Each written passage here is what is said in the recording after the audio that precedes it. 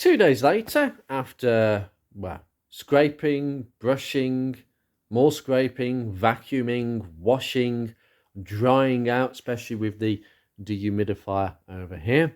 Okay, we've got a mat to protect the carpet and furniture. And especially if you're doing this in your house. If you've got a carpet, I wouldn't recommend doing it at all in your house. Maybe the shed, but it has to be a relatively clean environment because we want these pieces of foam to be as clean as possible.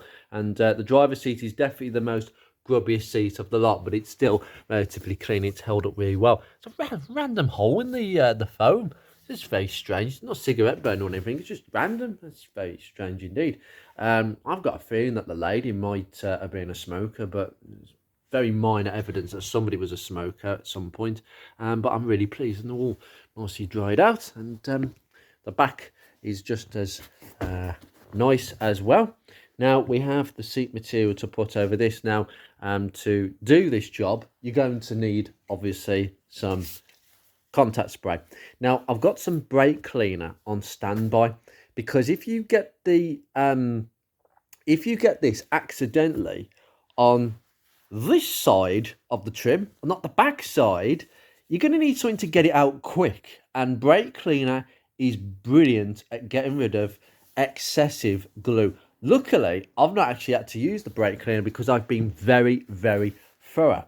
Now, the trick is really, you've got to spray both sides. You've got to spray that side and you've got to spray the foam. So the contact adhesive is on both sides. I've got loads of cans of this stuff. I bought 6 of them, but I've only used a few. And that was even of me doing the back seats, the backrest completely, and the passenger seat. I've used a few cans, but not as much as I thought, but very generous.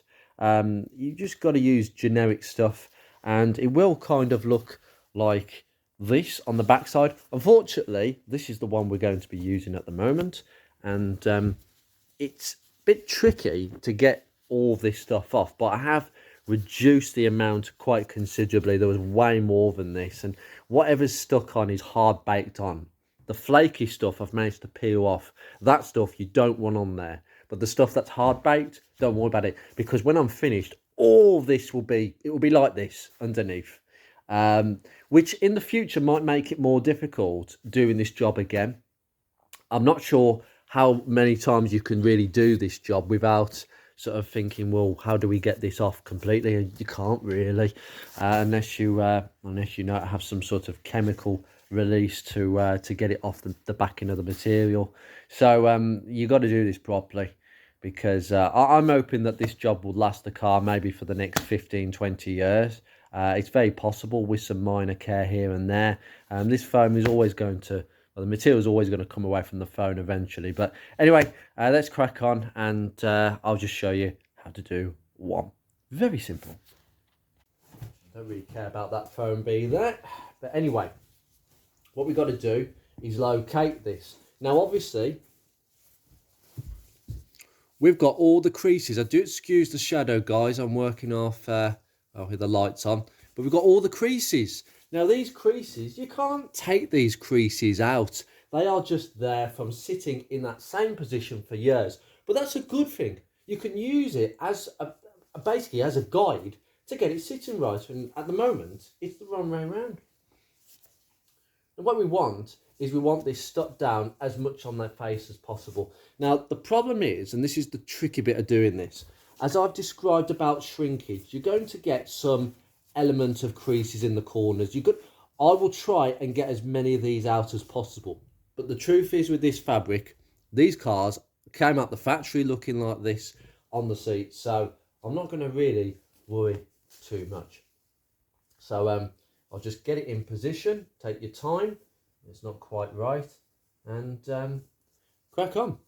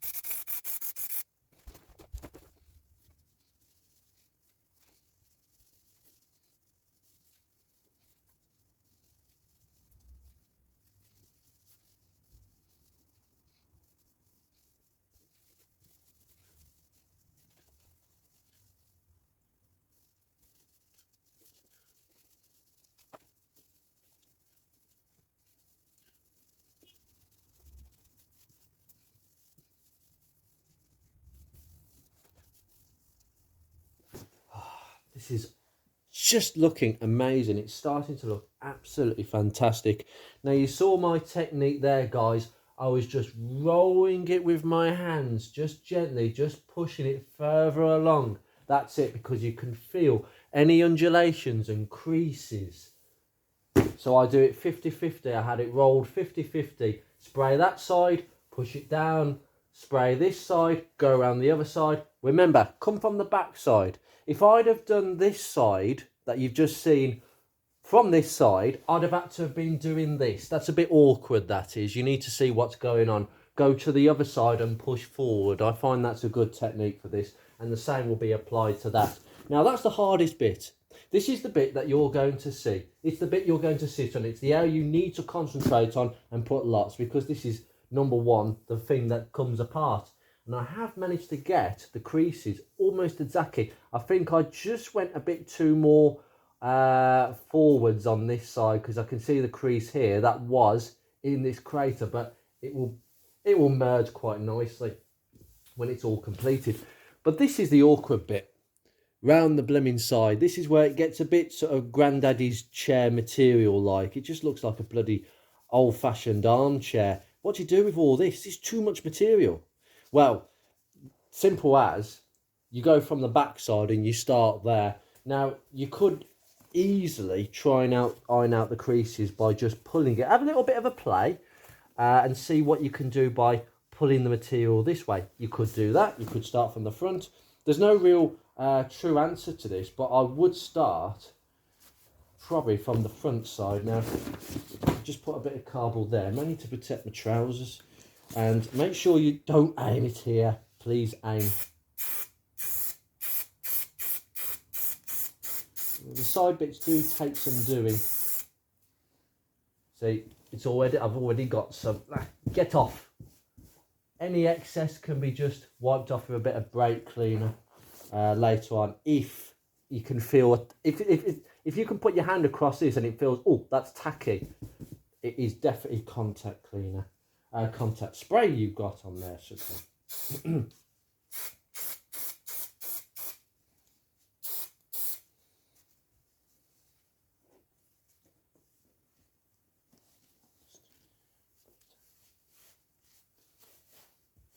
If there are any creases, pull it back quick.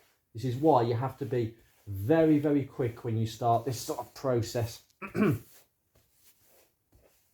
Perfect. That's great. Lovely. Fantastic. And just continue doing that all the way around. There's no easy technique for what to do with all these side pieces here. You just have to pull it quite tightly to reduce the crease. Obviously, there's going to be a crease here because that's the crease line. So we're going to have a little crease, a deliberate crease there. But look at that. So I mean, you've got to really pull it, and then you end up with no creases. I'll cut back when I've done that. And the final results after 20 minutes. You won't see any of this below this line here. You'll probably see a couple of these creases, but you really can't do too much about that. And I have been fighting this to try and get it into place. I might have to sort that out again. But that's how it's going to look. You're going to have to do a bit of a pigtail. This was where the staples were. And we'll get some staples actually for the bottom side. Just push that back in. Again, you won't see this bit on the corner, but you've got to scrunch it in a little bit. And yeah, I'm really happy about that. There's a tiny bit of wear just there. This is the driver's side bolster, so it's going to be some wear, but I'm going to give that a bit of a clean up. There's just been a few little bits and pieces that I've not cleaned out, but there you go. That looks absolutely fantastic, and that is a huge difference compared with what it looked like before. It's going to look fantastic when it's all together. I'm going to do the other side, the backrest, and then we can reassemble.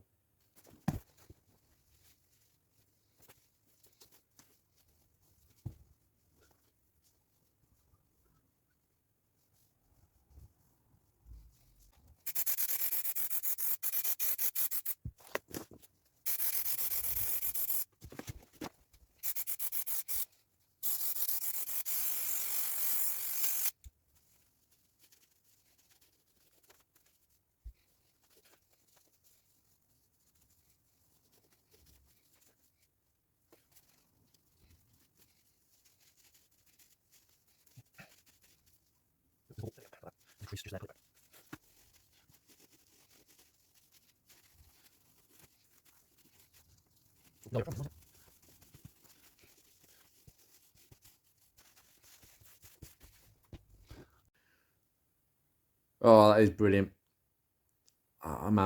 That's outstanding. I think I've got it to an absolute T with both of them. So they will go on just the same way as the passenger side did. So we've got the bases, we've got the painted sliders over there. That's not needing a paint, but we've got all the bits and pieces down here, and I've cleaned everything up. So fitting it is going to be fractionally different to taking it apart for a couple of reasons. Mainly to do with how the fabric on the backrest was attached to the frame. It's going to be slightly different, and it will look fractionally different, but let's get it on. Right, first of all is to put this sort of H-frame back on. Now I'm just going to put the frame back on. There's a good reason why we have to do this first. So remember, make sure that this side is on the down side, so you can just line this up quite nicely.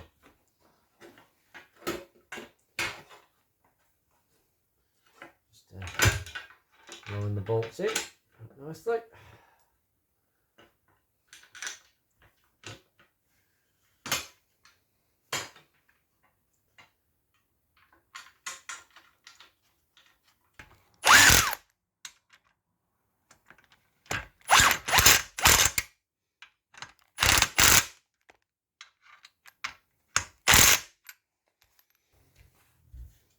Okay, lovely. So we've got the sort of frame on there, really. Now, next thing is to get the base underneath. So, preferably need to have it on this side, I presume. No, it's not on this side, it's on that side. There we go. Lovely. The reason I knew that is because this side, we've got a small hole. That is unused on that side, so now it's a case of getting in the actual seat slab in a second, but first of all we're going to have the runners. So ideally this side is the inner side. It's been freshly painted up. Okay, and we're just going to go on the back side. Now this is where it can get a bit funny, because we've got a line these two up. Doesn't quite line up. Don't know why that doesn't. There we go. I've got it in the wrong slot holes. Lovely. Right, now what you've got to do is you've got to grab the two 10mm. See, if I do that, it will just come out. But you need a two-handed job for this. So you've got these two 10mm and just plonk them straight in to the threads of the sliders, and you'll be fine until it actually wants to pop out on me. See, what you're doing is you're holding this piece, the base, and the sliders all together. That's what this nut does. It holds and clamps all three pieces together. And suddenly things have started to go a bit wonky. There we go. Lovely. Right.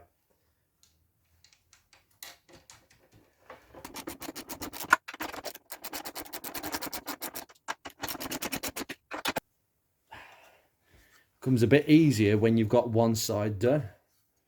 Fantastic. And which way is this going? It's going to the back, because that foot goes towards the back. Just line it up. It should go in quite nicely. There we go. Lovely. It will actually, oh, it's actually just slid for me. Fantastic. Where's my 13s? Before it all goes out of place. You can see what I'm having to contend with here. Three different pieces wanting to fly away, but once you've got one side done, they won't separate because it's held down by one side.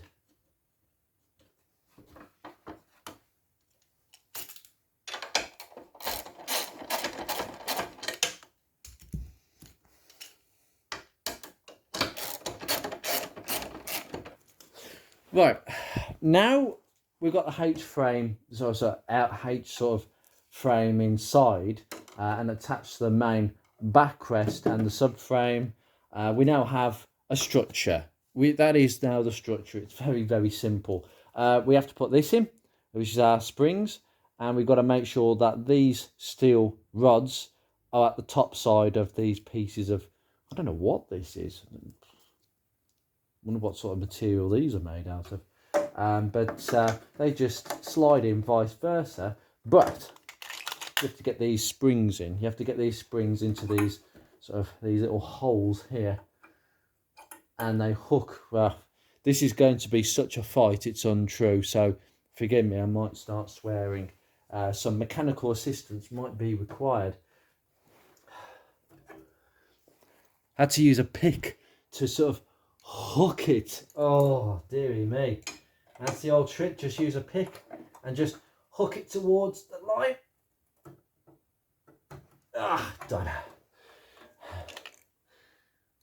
Just hook it around like that and it will do it. I think this is the hardest part of the job. Whew. There we go. Done. All in. Fantastic. Right. Backrest.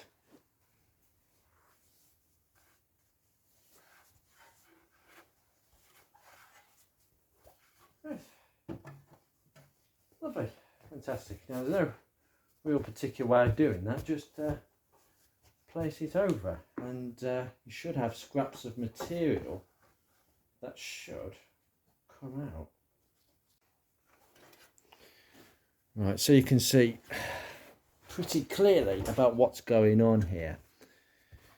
This needs to be sitting over the top. Now the reason that you've got all these scraggy sort of bits of material that I haven't glued down is because you've got these tags. Use them. Even if you have to puncture some new holes, even though some of the holes are, unfortunately, because I've placed it probably fractionally differently from where it was positioned before, the original holes are out of position. So you might have to just make your own holes. There we go. I've just broken through the tag. Where's the hole here? Nope, it's nowhere to be seen. So I'm just going to go and thread a bit through. Just about. And then we got some here. These tags are actually completely out of place.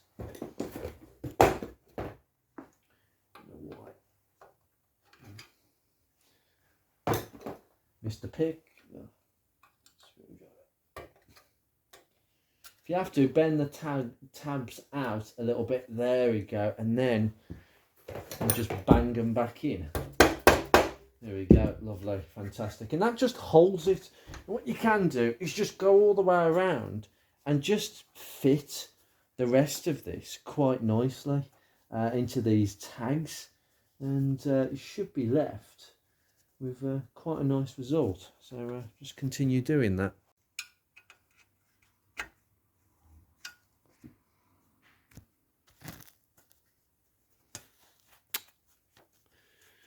That's the thing that sometimes it can happen. That possibly was the original hole. See if I can get it to go back.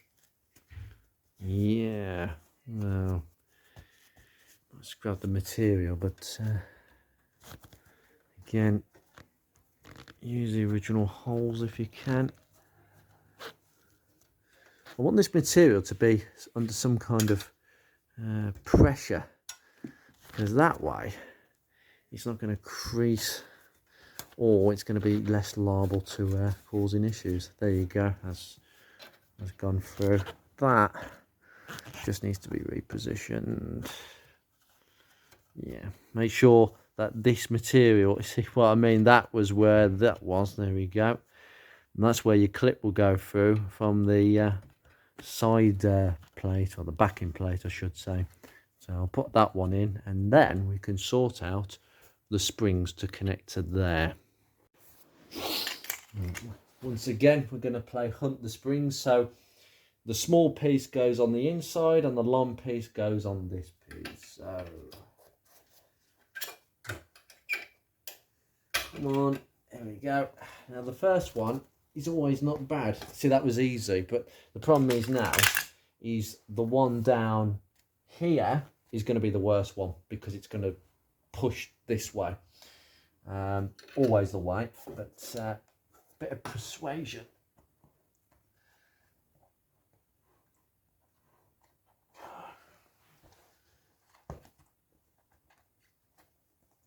There we go. Done. Had to push from the front. There we go. Usually that's the worst part of this job. However, it's starting to fight me another way, so I might have to just layer this in with a screwdriver. Yeah. Careful the screwdriver doesn't slip.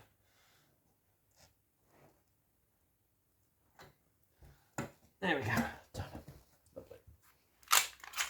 Once you've got a couple in, I find it quite easy to sort the rest out. I'm going diagonally. If you've noticed with the springs, I'm going diagonally. Like you're talking a cylinder head up for a start. That's the best way of getting springs in. Because I'll just, there we go. That was easy, see? And that's why you do what you do, what I've just showed you. You don't do the first spring, second spring, third spring, because by the time you come to this side, oh, you're never going to get them in. You are seriously joking, even with a pick.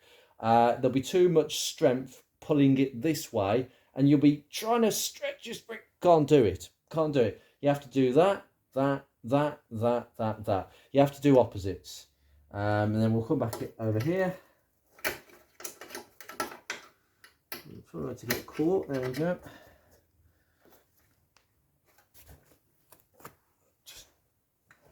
There we go.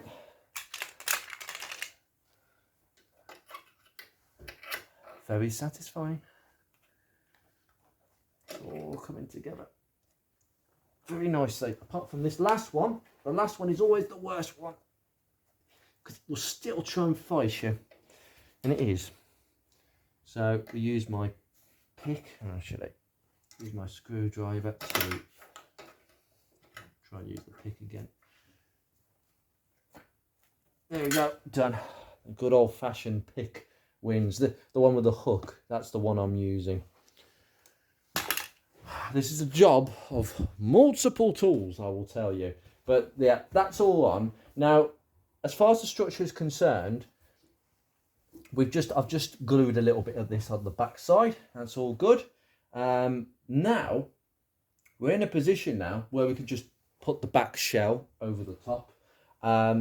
There's nothing more to this than that because we are done with everything else. Now, all you have to be aware about is these two. I've repaired this one because this was a bit loose. They hook onto this swivel down here. I'm just going to make sure that that is in the picture for you so you can see. Okay, the whole swivel bar that twists the adjustment of the angle of the actual backrest. So just hook it in. Make sure it goes over there. There you go, and just hook through and close. There you go. You know, I've got a lot of material. I've got to actually get rid of that because I'm blocking the hole for the headrests. See, that's how much I've shifted it incorrectly. So it has shifted. I just realised I got the sides mixed up. That's why I couldn't get them in. They are actually, they are made for one side. You can't actually fit this one on the wrong side for a start, but just twist it round and just give, I think they get this one a bit of a twist. Oh, can't get it round. Okay.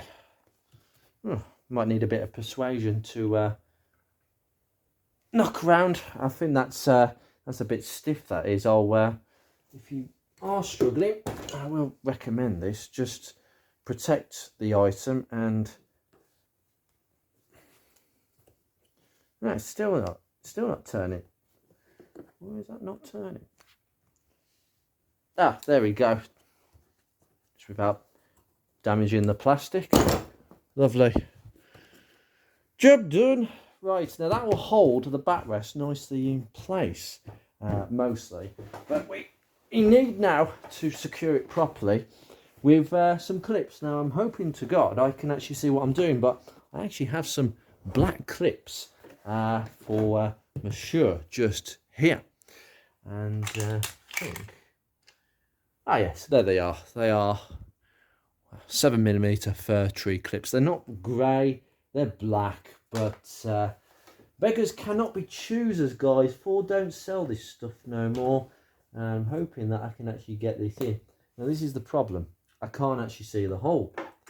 There we go. Right, it is there. Just make sure that you have got the hole in, because if you put this in the wrong way, you will find it impossible to get it back out again. Oh, that's gone in easily. Now, that is probably because it's not as tight a fit as the old ones. There is a bit of creasing. You normally get a bit of creasing down here. That's completely normal. You just can't avoid it. And no matter how much I stretched and pulled it. But the main thing is most of it is intact.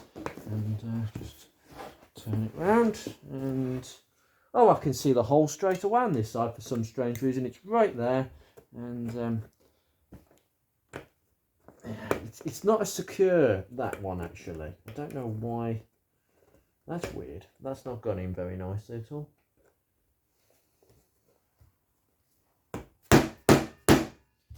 There we go. It has actually snapped in. I think there's just a little bit more clearance on this side between the foam and the actual plastic hub. They're not as tight as the old ones. I think these are 7.5mm ones, if according to the packet. I bought these in bulk, especially for Focus Mark 1, believe it or not. But I think the originals are 8mm, so I'm probably going to have to get these back out. Well, it'd be quite easy because, wow, that was quite easy actually.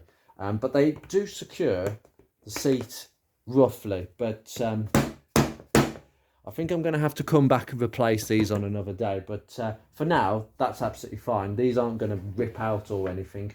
The headrest sockets, as they are known, will secure it pretty well. And it's not going to go anywhere. So I'm pretty pleased. So bring it back round. And now we can just stuff the seat base in. Right. And it is a simple case of just slotting it in. Just lean your back, sir. Just make sure that all this, it looks like a curtain. That's what this looks like. It just looks like someone's curtain. It's not an attractive look, but it's minimal compared with what it used to look like. Now, it's very difficult to squeeze this in because it does get rather tight down here. Oh, there we go. It's gone. It's gone. You do need to give this a bit of a shuffle. There we go. Fantastic.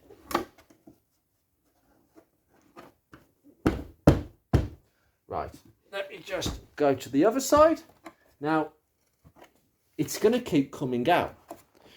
And that is because, what do we need? We need the plugs, don't we?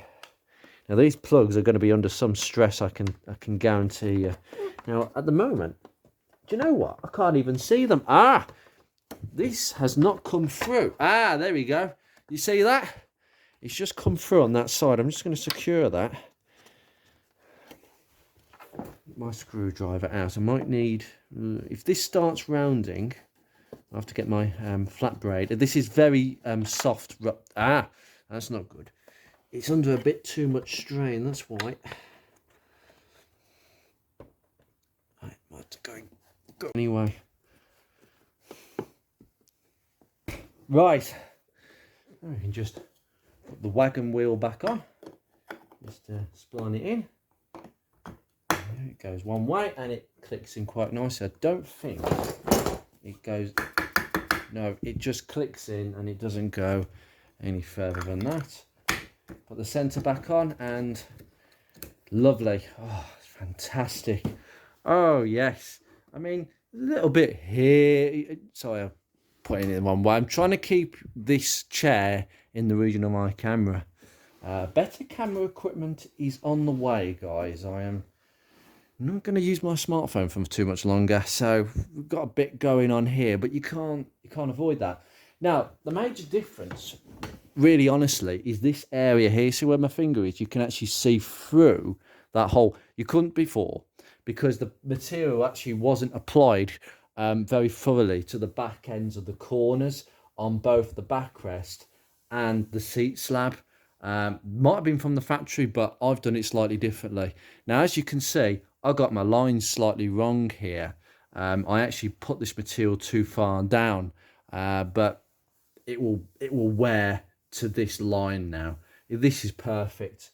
I can't tell you how nice it smells, how nice it feels to touch since it's been in the washing machine and it's now been applied. It's just heaven and earth. If you have a Fiesta Mark III, an Escort Mark V, an Orion Mark III with this problem, this is how you sort it.